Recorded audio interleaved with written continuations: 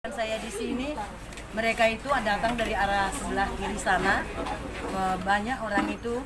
Jadi kebetulan saya di sini melihat orang ini juga, ya mereka itu melempar-lempar batu. Jadi saya itu terkejut karena selama ini tidak pernah ada perang di sini. Jadi saya maju kemari, saya cari si Ian, di mana Ian? Di sebelah sana saya jumpai mereka di sini. Mereka itu tidak ada persiapan. Kalau orang itu banyak persiapan mereka. Mereka bawa, diserang, Pak. Mereka membawa diseranglah kami ini kan. Jadi orang itu membawa satu truk batu sama ember. Jadi alat-alatnya untuk melempari sebelah sini. Melempari kami di sini masyarakat. Jadi mau tak mau orang ini juga, kami juga mau melempar. Gak mungkinlah kami tidak membalas, kami balas juga memang pada saat itu. Tapi persiapan kami tidak ada. Batu mereka itu yang kami pakai untuk melempari mereka. Artinya orang Inang tahu nggak itu kenapa mereka melempari orang Inang? Saya pada saat itu saya tidak tahu, tapi karena ribut-ribut saya datang kemari. Oh ini ribut, ada apa ini ribut? Saya tahu mereka itu saya tidak kenal satu pun orang itu. Yang saya nggak kenal mereka itu begitu banyak. Ada itu hampir 75-an atau 80-90-an. Gitulah yang datang itu. Terus tak lama orang itu main serang, ya banyaklah yang luka di sebelah sini pun ada yang luka, sebelah mereka juga ada yang luka. Nang, jadi Nang sekarang ini apa yang kita rasakan Nang setelah kejadian itu? Oh ya, kami ini ketakutan, biarlah dituntaskan cepat.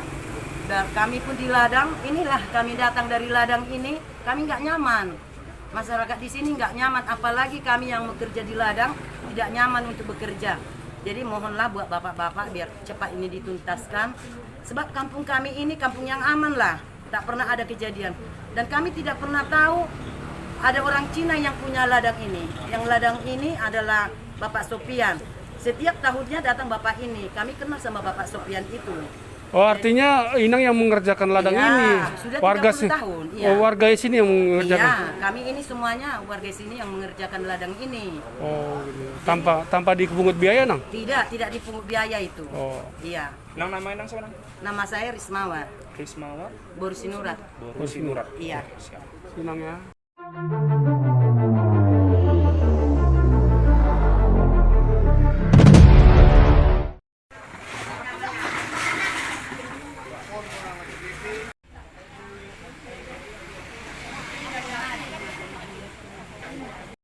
Keren bikin bagaimana, tapi jaga kan. Skenta lahan ini Bang, seperti apa sih sebenarnya Bang yang ada di kita Bang? Sebenarnya tanah ini kita dapatkan dari warga dengan alas hak warga SKT di tahun 1992. Kita beli dari sebagian warga tanah ini. Jadi dari mulai tahun 1977 sampai tahun 1992 kita take over, ini tanah adalah dikuasai warga. Sejak tahun 1992, sebagian lahan yang kami beli dari warga kami kuasai sampai saat sekarang ini. Dan pada tahun 2012 tiba-tiba muncul SHM yang 9 atas nama Manaris Bungaran dan Edi Dohar. Ini kita ketahui ketika kita dilaporkan oleh pihak Manaris Bungaran atau Edi Dohar ke Polres Belawan, kita dipanggil sebagai saksi. Dari situ kita ketahui terbitlah 9 sertifikat. Mengenai hal ini kita lakukan gugatan ke pengadilan negeri di tahun yang sama, dimenangkan kita di pengadilan negeri dan dinyatakan bahwa sertifikat yang 9 tersebut cacat hukum.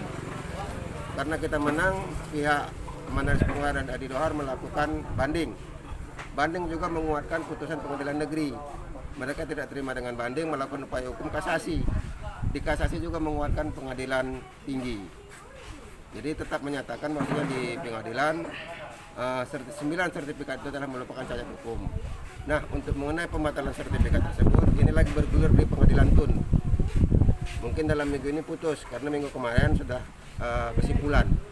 Jadi terkait dengan insiden yang kemarin yang menyatakan bahwasanya warga yang menyerang tukang yang ada di belakang yang bisa kita lihat seperti itu, ternyata sebenarnya itu bukan warga yang menyerang, warga seperti yang di belakang kita ini ada warung. Warga biasa di sini sebelum pergi ke ladang yang mereka kuasai sampai karena tanah mereka dan sebagian punya kita, mereka ngopi dulu di sini.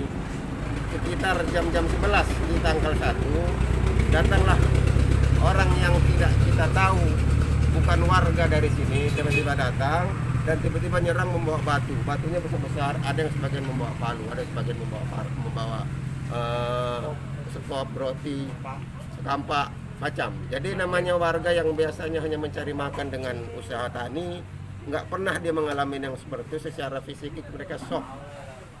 Dan bisa jadi mereka juga untuk berladang jadi takut. Jadi harapan kita mereka didamaikan lah. Jangan mengkambing hitamkan mereka. Mereka hanya mencari nafkah, nggak ada yang lain-lain. Mereka hanya untuk cari makan mereka. Jadi bang, yang dikatakan mereka bahwasanya kita menyewa preman itu nggak ada bang ya? Ya ada. Kalau kita menyewa preman, untuk apa kita menyewa preman? Toh dari dulu memang kita yang menguasai. Dan juga yang kita sayangkan, salah satu untuk terbitnya SHM itu adalah menguasai lokasi, menguasai lapangan. Dari dulu sampai sekarang tidak ada orang lain yang menguasai lapangan ini.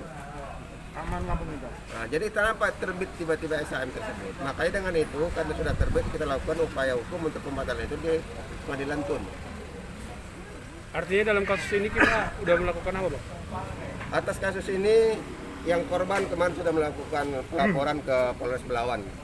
Karena ada sebahagian yang kepalanya kena martil seperti bapak ini, bisa dilihat tangannya. Ada sebagian juga ibu-ibu yang karena di sini waktu itu anak kecil masih banyak, dia menyelamatkan anaknya, nggak tahu dia ujung pangkalnya, dan mereka menyelamatkan dari ke sana. Dan sifatnya warga, mereka tidak menyerang. Mereka yang didatangin, mereka lari. Malah kebetulan video mereka dari sana datang. Warga lagi duduk di sini, diserang, masyarakat lari ke sana. Jadi seperti itu kronologi.